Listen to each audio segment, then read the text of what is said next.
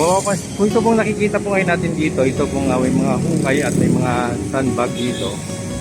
Yung sandbag po yan po yung pinaghukayan dito sa lupa na yan. Nilagay po, sinako po yung mga lupa dyan sa may sandbag.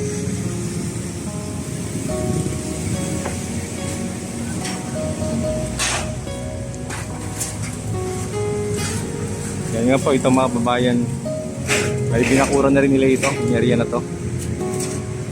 Sa may bandang unahan yung CR pong ginagawa, ito toilet na ginagawa sa may bandang unahan. At dito po nga, dito ay makakapasok dito dahil totally closed na talaga nila mga kababayan. Ito nga po mga kababayan, ito pong nakikita po natin mga hukay na to.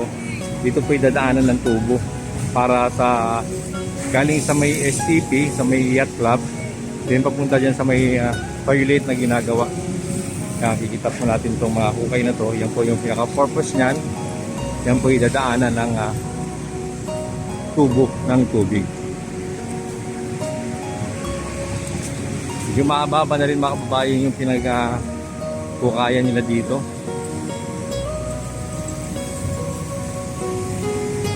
Babaybayin lang natin mga kababayan at maglalakad-lakad lang tayo. Samahan niyo po ako sa aking paglalakad at magbibigay po tayo ng update dito sa may lugar ng Manila Bay.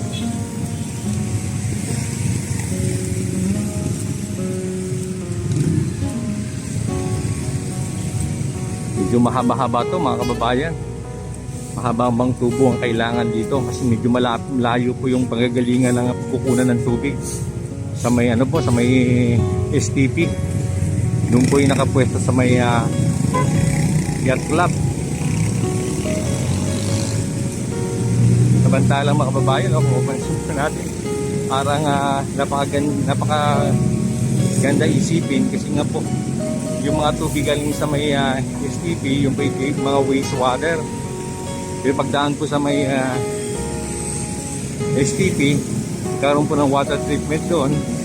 At yun nga po, at lilinisin yung tubig doon na wastewater. At paglabas po nun, sigurado po, pagdaan po sa may filter nun, yun po ay malinis na. At yun po ang gagamitin dito sa may lahat ng CR na gagawin gaya po ng CR galing sa may Paura, yun sa may malapit yung doon sa may area ng yacht club.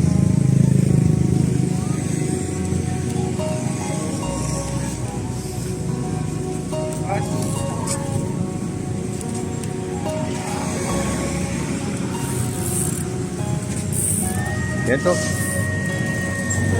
kita nyo bakante yung pinaka gitna, no? Kasi dating katam na ng halaman to kaya bakante ito hindi na semento to. Pero ito naging mas maganda naging purpose kasi nga pagkat nawalan ng halaman magagamit pa rin dahil po yan na pagadaanan siya ng ng tubig.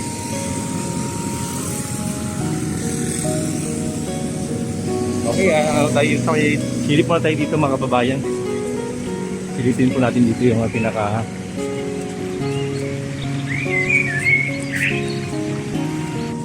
dalampasigan.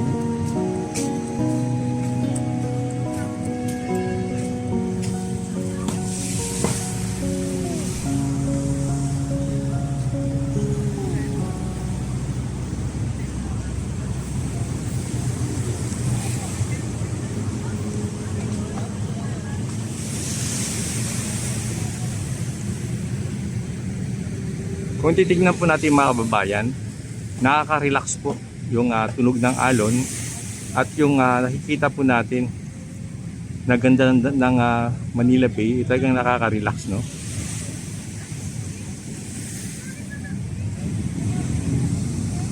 Ayan po mga kababayan, napakalinis po talaga ng dalampasigan.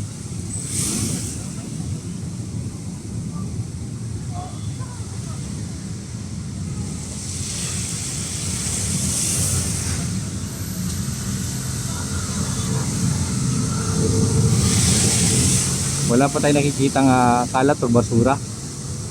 Isang magandang pangitain ito mga kababayan, talagang unti-unti lang ang pagbabago talaga ng ng Manila Bay.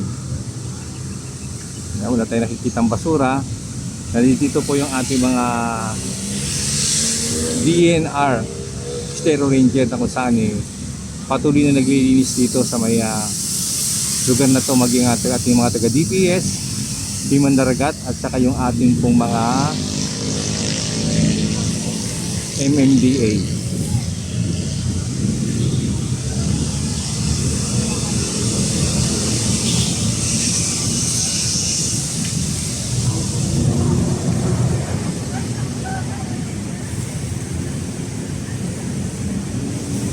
Okay po mga babayan, at lipat po tayo sa kabilang area at doon tayo magbigay ng kumuha ng update.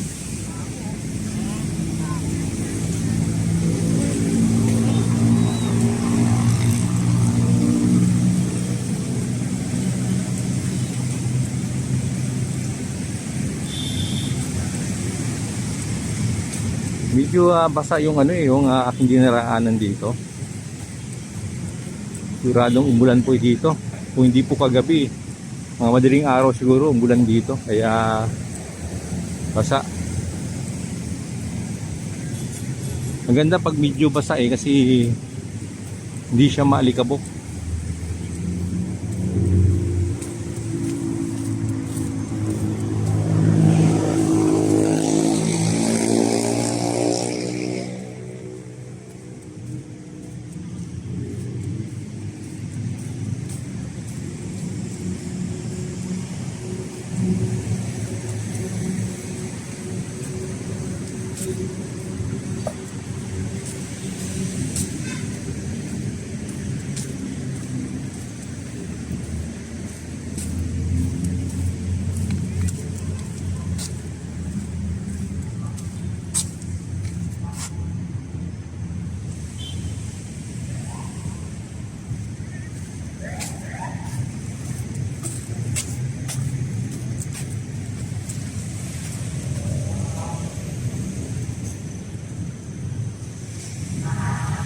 Ayan, napakalinis mga kababayan, no? Napakalinis talaga ng dalampasigan. Grabe. Nakakamangha mga kababayan. Hindi na nakakamangha mga kababayan, nakakatuwa. Nakakatuwa po talaga tignan yung bagong Manila Bay ngayon.